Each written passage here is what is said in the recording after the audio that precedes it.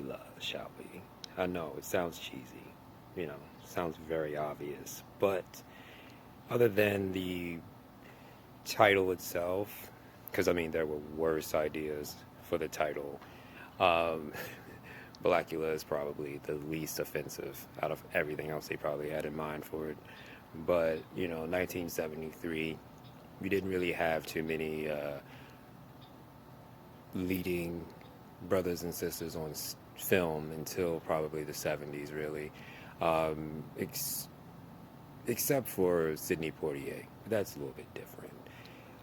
This one that we're watching, Blacula, that comes from the blaxploitation era of Hollywood back in the 70s. So basically, this was an era in time where black actors saved Hollywood. These films were cheap to make, but they made such a great return because black people were showing up and showing out whenever you had lead black actors in films. The exploitation era, these movies, for example, would be Shaft, Superfly, The Mac, Willie Dynamite, Foxy Brown, Coffee, that type of stuff. And out of all those movies, you know, you have to name Blacula.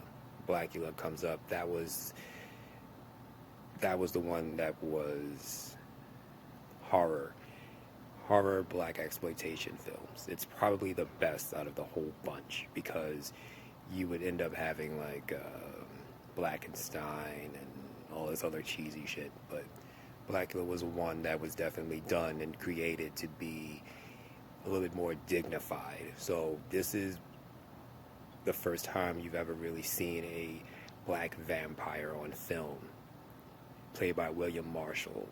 The character's name is Prince Mamawaldi. He's an African prince who goes over to Transylvania to talk to Dracula himself and try to get him to stop the transatlantic slave trade. Dracula, of course, is not going to stop supporting the slave trade, so what he decides to do is basically turn Mamawaldi and his bride, Luva, basically into vampires.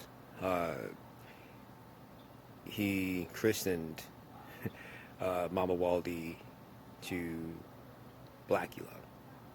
He puts them into a coffin and he leaves the Princess Luva to die in the tomb in Transylvania. Fast forward to several centuries later, it's 1972. Dracula's castle is being bought. Two interior decorators who are, finding all these cool artifacts and all these cool things for auction.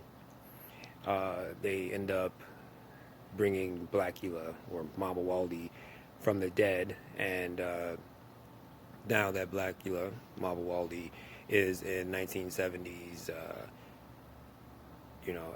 think it was New York or LA. I think it was LA.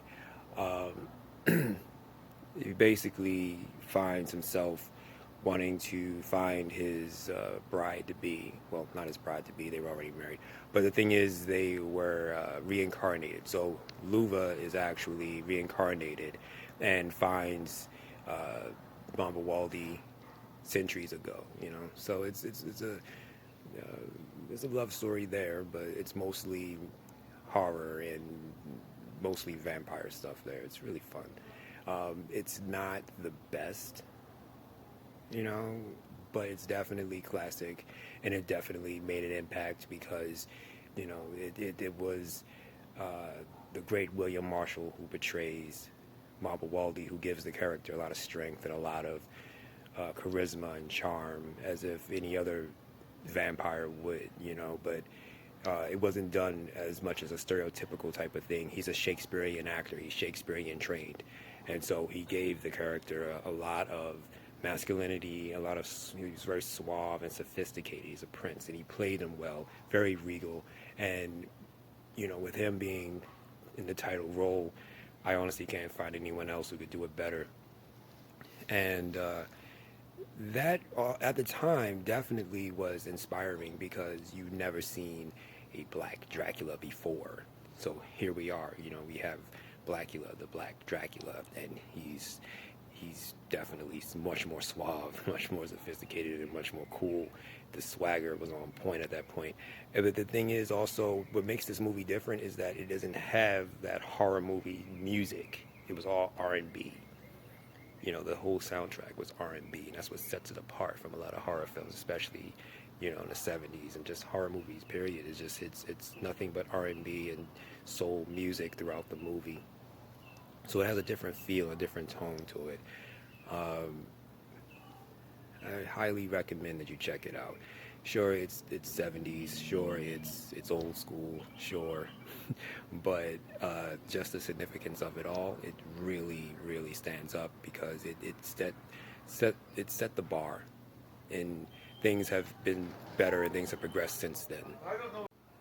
So, if you haven't seen it, I highly recommend that you check it out.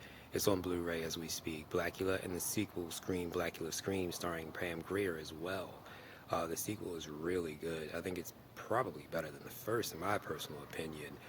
Pam Grier does some really great acting in this one. She's a woman who is collecting artifacts and things of that nature, African artifacts, and she's dabbling in voodoo, and she helps to resurrect Mama Waldy from the dead and try to heal him of his curse of vampirism, and it's really solid. So I suggest you check out Blacula and Scream, Blacula Scream on Blu-ray as we speak. Enjoy.